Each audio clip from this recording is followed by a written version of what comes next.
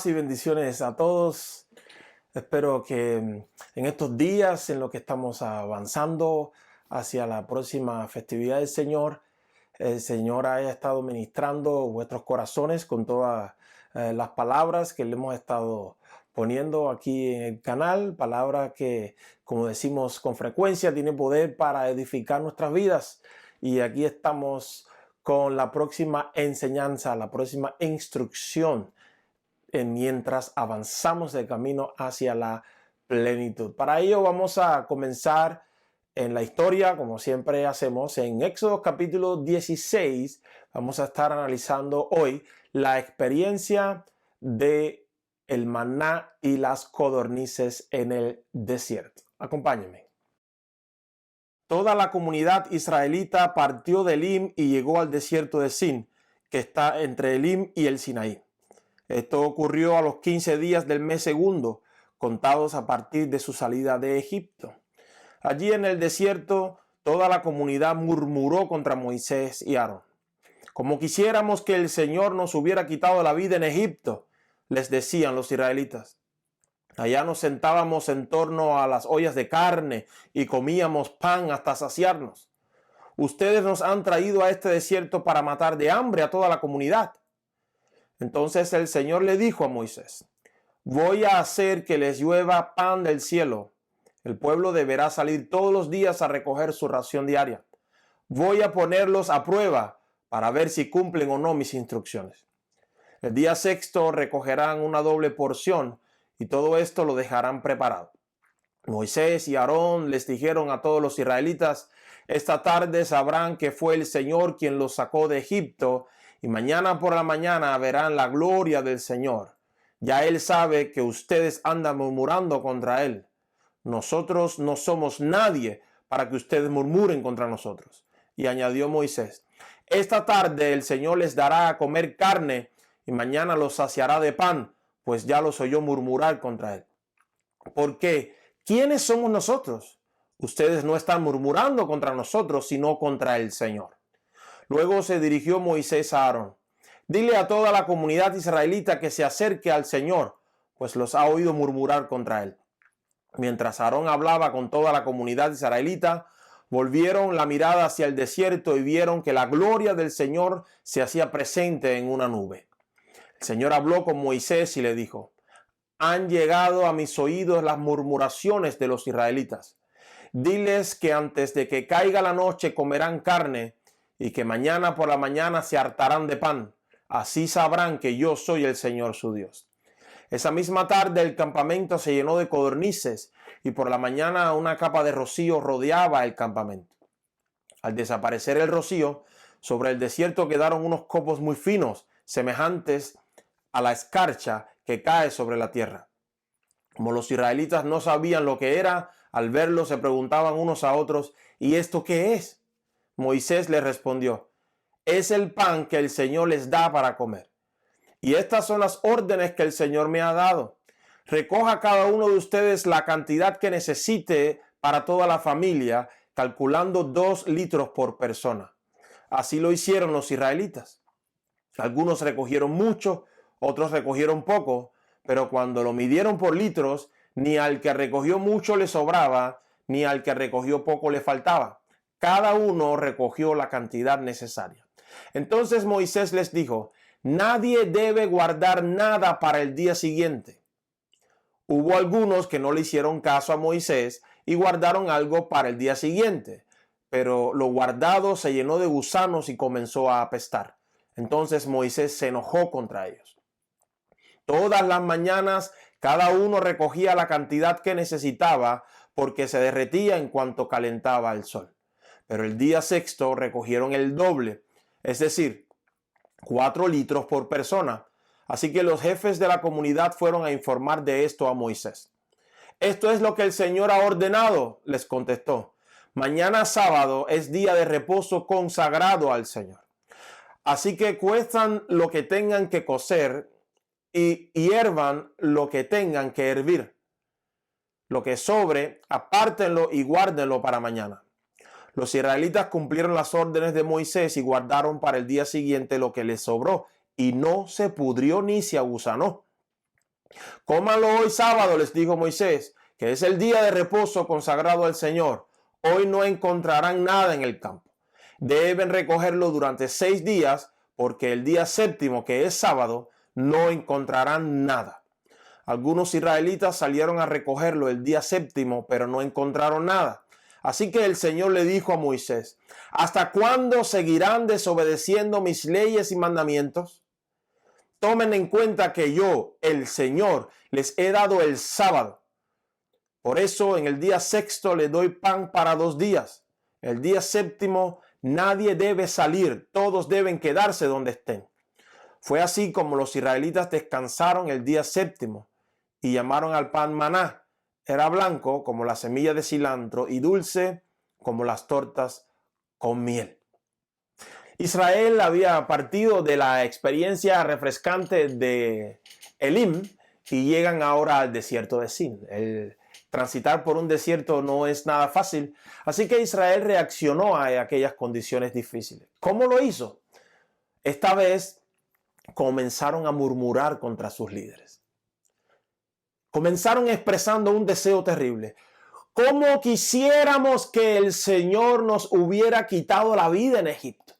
¿Se puede imaginar usted el dolor que provocó esto en el corazón de Moisés y mucho más en el de Dios? Luego continuaron murmurando, es decir, hablando a espaldas de sus líderes. Pero esta murmuración también se extendió contra Dios. Dios le dijo a Moisés: ha llegado a mis oídos que el pueblo está murmurando contra mí. No solamente que Moisés les dio a entender: ustedes no murmuran contra nosotros, aquí Dios nos puso a nosotros como líderes. En realidad murmuran contra Dios. También directamente Israel hizo murmuraciones en contra de Dios. Hablemos un poco acá de lo dañina que es la murmuración. ¿Qué son murmuraciones? Bueno, murmuraciones son quejas o palabras que expresan un desencanto. Murmurar es hablar entre dientes, manifestando disgusto por algo. Murmurar es conversar en perjuicio de alguien que está ausente, censurando sus acciones, sus decisiones, sus palabras. Lo malvado de la murmuración radica en el daño que hacen a las relaciones y el efecto negativo que provocan en la unidad de un pueblo o de una familia. Imagínese a Israel murmurando, hablando con otra persona, uno con otro, mal en contra de Moisés. ¿Qué imagen recibiría el corazón de aquella persona escuchando aquellas palabras negativas en contra de Moisés, estando aquel ausente? O imagínense qué pasaría a la fe o a la confianza del pueblo cuando las personas empezaban a hablar mal de Dios, mal de su plan, mal de sus decisiones. Amados, en el plan del soberano Dios estaba probar el corazón de su pueblo. Por eso aquellas condiciones difíciles fueron confrontadas con mandamientos. La prueba nos llega por mediación de un mandamiento o de una instrucción. El Señor probó los corazones de Israel no para poder llegar a conocer lo que había, porque para Él estaban completamente descubiertos, sino que la prueba llegó para que el propio Israel conociera el estado, la condición en que estaban sus corazones. La prueba reveló precisamente lo que había ahí adentro, y la prueba sobre todo demostró la raíz fundamental de aquel problema, y era la incredulidad. Israel estaba protestando porque no tenía comida. Dios, de manera sobrenatural, le hace llegar la comida, pero juntamente con ella una instrucción. Les dijo: cojan solamente esta medida por persona, por familia, y no guarden para el siguiente día. ¿Qué hicieron algunos? Pues cogieron de más y guardaron para el segundo día. Resultado: se llenó de gusanos aquel maná y el mal olor comenzó a correr por todo el campamento. Su incredulidad afectó a los que estaban a su alrededor también. Moisés se enojó mucho con aquella gente. Luego el Señor dijo: en el sexto día recibirán una porción doble. Por lo tanto, recogerán doble, porque el séptimo día yo se los di a ustedes como reposo y ahí no harán nada. Recojan doble porción, pero el sábado no salgan a comer. ¿Qué hicieron los incrédulos? El sábado violaron el reposo, salieron a buscar maná y no encontraron nada. ¿Por qué no encontraron? ¿Por qué salieron? Porque no confiaron que lo que el Señor les reveló era cierto. No creyeron a Dios capaz de proveer lo suficiente para cada día. Entonces, nos enfrentamos acá a un gran problema y el problema se llama incredulidad. ¿Cómo definimos la incredulidad? La incredulidad es desconfianza o falta de fe. Interesantemente, en el idioma hebreo no hay ninguna palabra específica que describa el término incredulidad. Lo que se tiene son algunos términos que la describen, es decir, que hablan de la raíz que la provoca. Por ejemplo, hay una palabra que significa resistirse a una proposición o rehusar una proposición. Hay otra palabra que significa rebelarse contra la autoridad o sublevarse. Y hay un tercer término que aparece en la escritura en hebreo y que significa oponerse a una autoridad. En el griego hay dos términos fundamentales y los dos señalan hacia la misma dirección: resistencia a la verdad. En este caso, específicamente en la relación con Dios, la incredulidad se resiste a la verdad que Dios ha revelado. ¿Por qué señalo estos conceptos? Porque es de suma importancia que nosotros entendamos la naturaleza de la incredulidad. Estos conceptos nos enseñan que claramente podemos decir que creemos y confiamos en Dios, pero nuestras reacciones ante su palabra demuestran que en realidad no creemos y no confiamos. ¿Por qué? Porque la incredulidad es rebelarse, rehusar, resistir la verdad o la instrucción que Dios da para que sea puesta en práctica. Si nosotros entendemos esto, pues trabajamos mejor en nuestra fe para que llegue hasta la obediencia necesaria. La incredulidad que estaba anidada en el corazón de muchos israelitas se manifestó oponiéndose a la instrucción, se manifestó en desobediencia, se manifestó en murmuraciones, en hablar a espalda tanto de los líderes como del Señor. Y aquí el Señor estaba revelando tanto a Israel, y es una instrucción que sirve para nosotros hoy, cuán dañina y peligrosa es la incredulidad en su caminar desde la Pascua hasta el Pentecostés, hasta recibir la plenitud que estaba preparada para el pueblo de Dios. Dios ministra el corazón de Israel enseñándole los daños, los problemas, los obstáculos que resultarían en sus vidas mantener sus corazones con una actitud incrédula. Citemos algunos ejemplos. Número 1, la incredulidad impide la plena manifestación del poder de Dios. Antes protestaban por comida, ahora recibían la comida y a causa de su incredulidad se daban el lujo de que aquella comida se le echara a perder. La incredulidad ciega el corazón para que vea los testimonios de Dios. Aquí tenemos un pueblo que en los últimos 2 meses había visto en repetidas ocasiones las manifestaciones del poder y de la gloria de Dios. Y aún así, no creyeron a Dios como lo suficientemente poderoso como para proveerles comida en el desierto. La incredulidad, amados, endurece el corazón. Y mientras más tiempo pase, más duro se vuelve el corazón que no es sanado de su incredulidad. La sanidad para el corazón incrédulo le llega precisamente de la misma forma que le llega la prueba. Y esto es mediante una instrucción o un mandamiento. La palabra de Dios es la que confronta el corazón del ser humano para que reaccione ante ella. Uno prueba algo por el uso. Así que Dios, para probar la condición y el estado del corazón de su pueblo, envía instrucciones. Dios suple la necesidad de su pueblo, pero aquel suplir les llega juntamente con instrucciones que tenían que poner por obra. Dependiendo de la manera en que reaccionaban ante aquellas palabras, no solamente revelaría la condición de sus corazones, sino que los sanaría o los mantendría atados a la incredulidad. Algunos fueron obedientes y su fe fue fortalecida.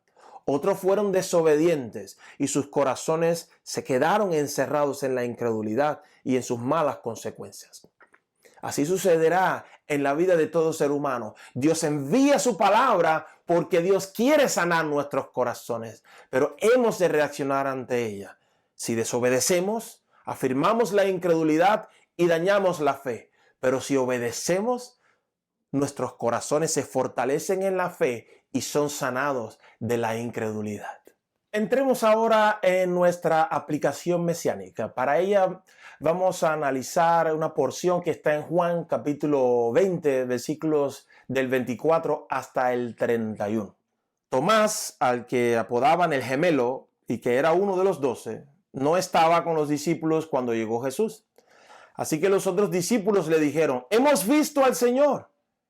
Mientras no vea yo la marca de los clavos en sus manos y meta mi dedo en las marcas y mi mano en su costado, no lo creeré, repuso Tomás. Una semana más tarde estaban los discípulos de nuevo en la casa y Tomás estaba con ellos. Aunque las puertas estaban cerradas, Jesús entró y, poniéndose en medio de ellos, los saludó. La paz sea con ustedes. Luego le dijo a Tomás: pon tu dedo aquí y mira mis manos, acerca tu mano y métela en mi costado, y no seas incrédulo, sino hombre de fe. Señor mío y Dios mío, exclamó Tomás. Porque me has visto, has creído, le dijo Jesús. Dichosos los que no han visto y sin embargo creen. Jesús hizo muchas otras señales milagrosas en presencia de sus discípulos, las cuales no están registradas en este libro, pero estas se han escrito para que ustedes crean que Jesús es el Cristo, el Hijo de Dios, y para que al creer en su nombre tengan vida.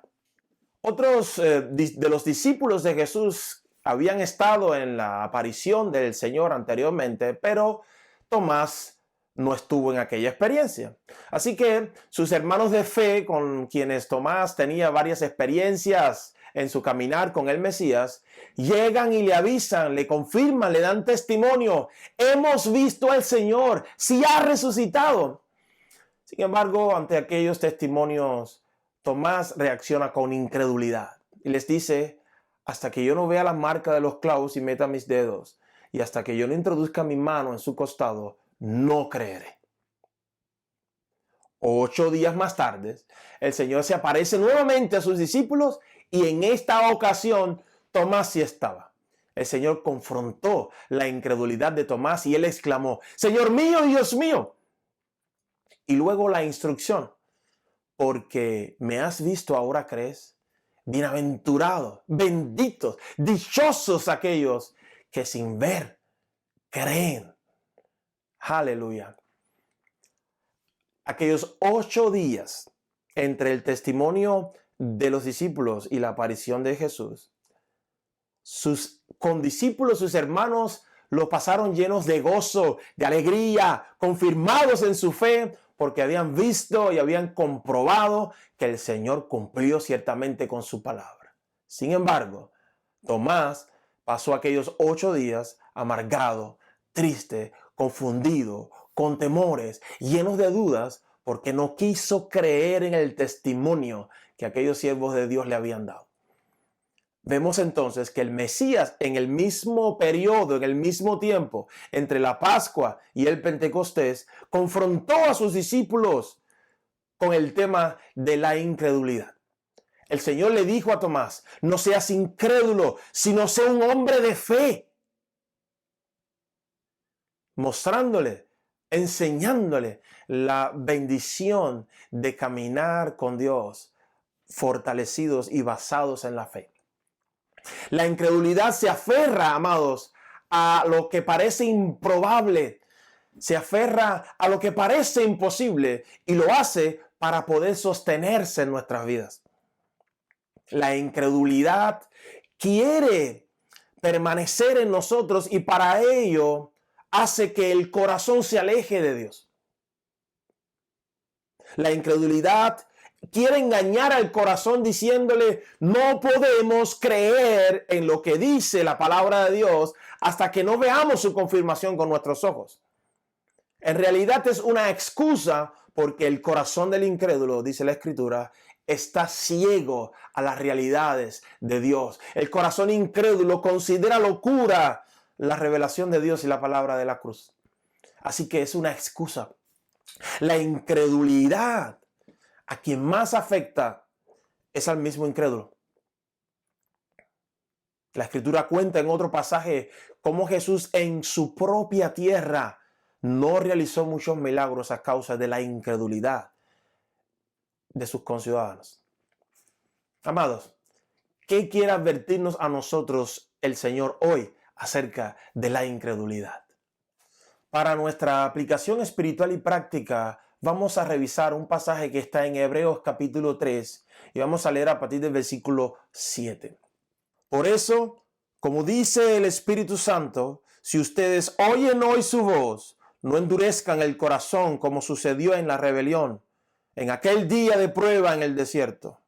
Allí sus antepasados me tentaron y me pusieron a prueba, a pesar de haber visto mis obras 40 años. Por eso me enojé con aquella generación y dije, siempre se descarría su corazón y no han reconocido mis caminos. Así que en mi enojo hice este juramento, jamás entrarán en mi reposo. Cuídense, hermanos, de que ninguno de ustedes tenga un corazón pecaminoso e incrédulo que los haga apartarse del Dios vivo. Más bien, mientras dure ese hoy, anímense unos a otros cada día para que ninguno de ustedes se endurezca por el engaño del pecado. Hemos llegado a tener parte con Cristo con tal que retengamos firme hasta el fin la confianza que tuvimos al principio. Como se acaba de decir, si ustedes oyen su voz, no endurezcan el corazón como sucedió en la rebelión. Ahora bien, ¿quiénes fueron los que oyeron y se rebelaron? ¿No fueron acaso todos los que salieron de Egipto guiados por Moisés? ¿Y con quiénes se enojó Dios durante 40 años? ¿No fue acaso con los que pecaron, los cuales cayeron muertos en el desierto? ¿Y a quiénes juró Dios que jamás entrarían en su reposo, sino a los que desobedecieron? Como podemos ver, no pudieron entrar por causa de su incredulidad. Amados, quien no responde positivamente a la voz de Dios, es decir, a sus palabras, abre un camino para que su corazón sea endurecido. Y esta dureza la provoca precisamente la incredulidad. La incredulidad se afirma en el corazón de un ser humano cuando no reconoce los caminos de Dios, a pesar de que éste, en diversas maneras y de muchas formas y en muchas ocasiones, se nos ha revelado con toda claridad. El corazón que alberga la incredulidad se aparta del Dios vivo y quiero explicarles por qué. Precisamente, la incredulidad no quiere que nosotros nos apoderemos de la palabra de Dios. Pero Dios, al mismo tiempo, siempre confrontará nuestro corazón con su palabra. ¿Por qué Dios lo hace? No para avergonzarnos, sino para sanar nuestros corazones. Porque recuerden que la sanidad nos llega juntamente con la prueba. Es la misma palabra, la misma instrucción, la que Dios usa para probarnos y la que también usa para sanarnos. La incredulidad, como quiere permanecer en el corazón del hombre, nos alejará de esa palabra, impidiendo la sanidad y afirmándose en sí misma al alejarse de la palabra de Dios. Por eso, sin duda alguna, el corazón incrédulo se apartará de Dios. La incredulidad, hermanos, hace una cosa muy dañina que acabamos de leer aquí en Hebreos capítulo 3, y es que nos impide entrar en el reposo de Dios. El reposo de Dios que solamente se entra por la fe. Asimismo fue en Israel. Israel no pudo guardar el reposo porque no creyó a Dios y salió al campo a buscar maná y no encontró. La incredulidad impidió que Israel entrara en el reposo de la tierra prometida, porque había que entrar por fe. La incredulidad impide que muchos hoy entren en el reposo de Dios, que significa descansar de nuestras obras para vivir de las suyas. La incredulidad tiene a la gente trabajando día y noche. La incredulidad no nos permite reposar un día y dedicárselo por entero al Señor.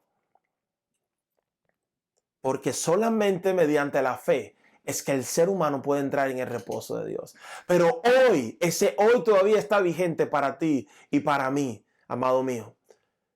Y solamente entramos por la fe, pero para llegar ahí hay que ser sanados de la incredulidad. ¿Y cómo nuestro corazón puede ser sanado de la incredulidad? Tengo 3 aplicaciones prácticas para ti. Número 1, arrepiéntete sinceramente de haber dudado de Dios, de no haber creído su palabra, de no haberle obedecido. Abre tu corazón con toda humildad y dile: Señor, perdóname. Me arrepiento de no haber creído, de no haber confiado de que tú eres lo suficientemente fiel y lo suficientemente poderoso para cumplir todas tus promesas para mi vida. Número 2, comienza a atesorar las palabras de Dios en tu corazón, porque son esas palabras, son esas instrucciones, son esos mandamientos lo que traerán sanidad a tu vida, los que quitarán incredulidad de tu corazón siempre que tú los conozcas y te decidas ponerlo en práctica. Y número 3, aplica en tu vida todo lo que Dios te está hablando. Tratemos de eliminar los peros. Muchas veces decimos: sí, eso dice la palabra, pero. Tratemos de eliminar los peros, porque esos peros quieren que saquemos la palabra de Dios de la ecuación, y siempre que la saquemos, pues alimentaremos la incredulidad. Entonces, amado, arrepiéntete.